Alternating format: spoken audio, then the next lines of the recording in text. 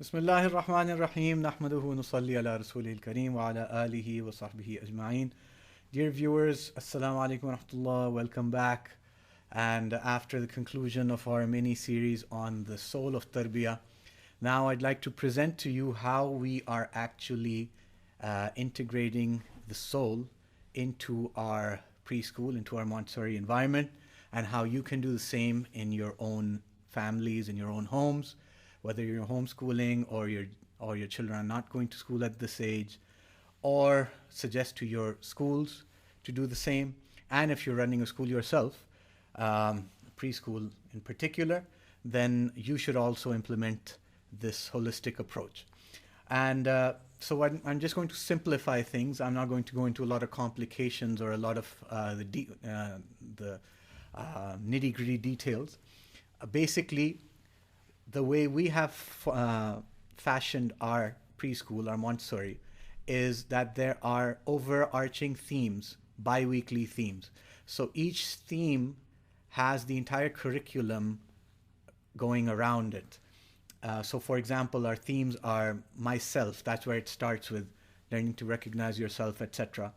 My home, my family, my friends, my school, my neighbors, the society around me, basically people who help us, my clothes, farm animals, pet animals, wild animals, colors, shapes, the weather, climates, seasons, birds, celebrations, insects, transport, etc. So this is how the themes are fashioned.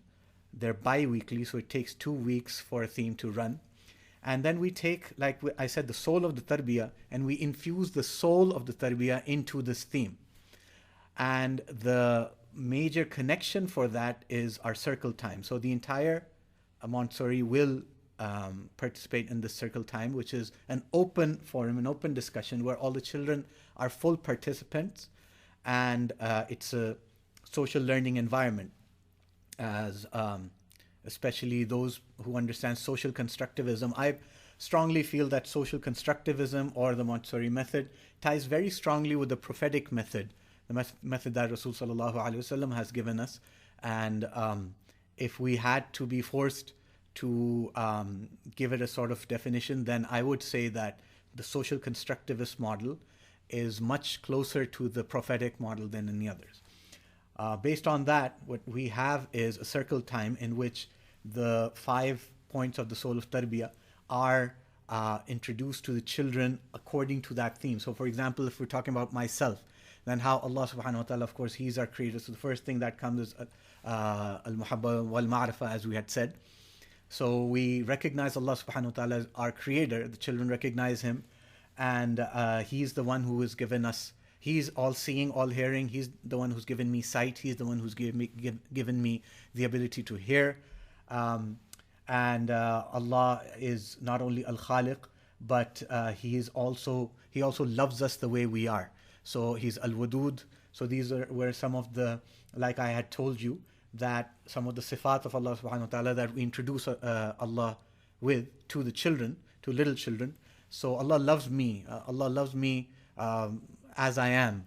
I may be short, I may be tall, I may be dark, I may be light, I may be speaking some other language at home, whatever. Allah loves all of this about me. Allah loves the color of my hair. Allah loves the color of my eyes. Everything about me, there, whether maybe, this happens. A child may be born with 6 digits. Allah loves me the way He has made me. So this is an important part of it.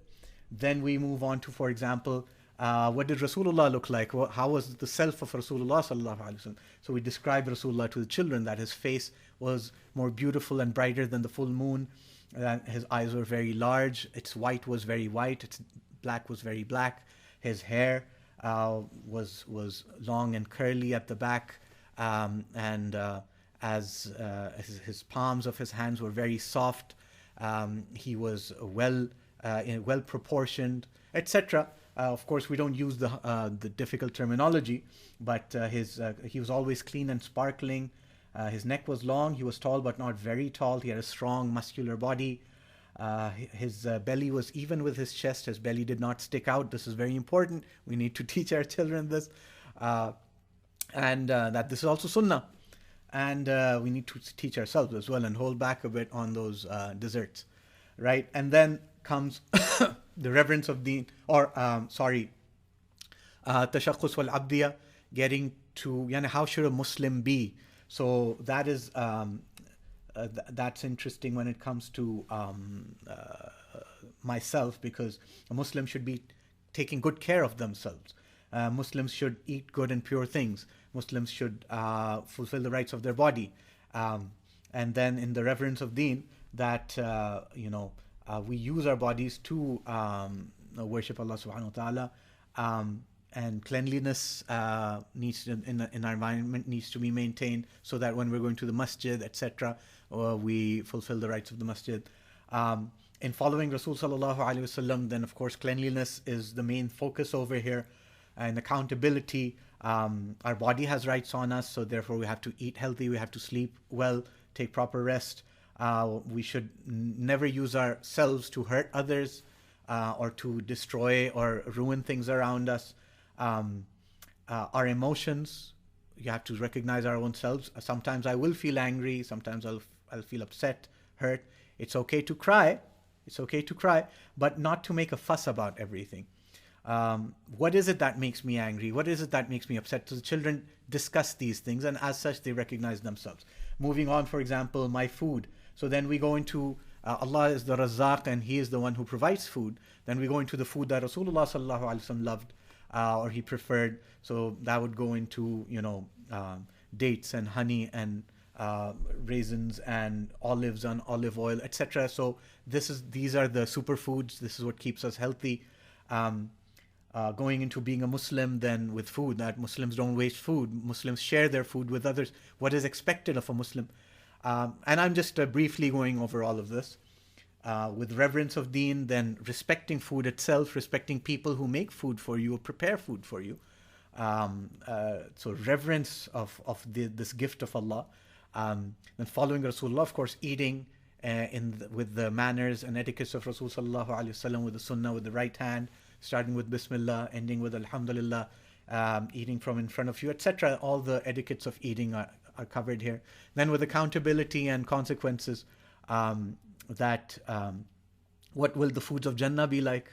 What will the fruits of Jannah be like? And then what are my favorite fruits? Okay, this is the fruits of Jannah.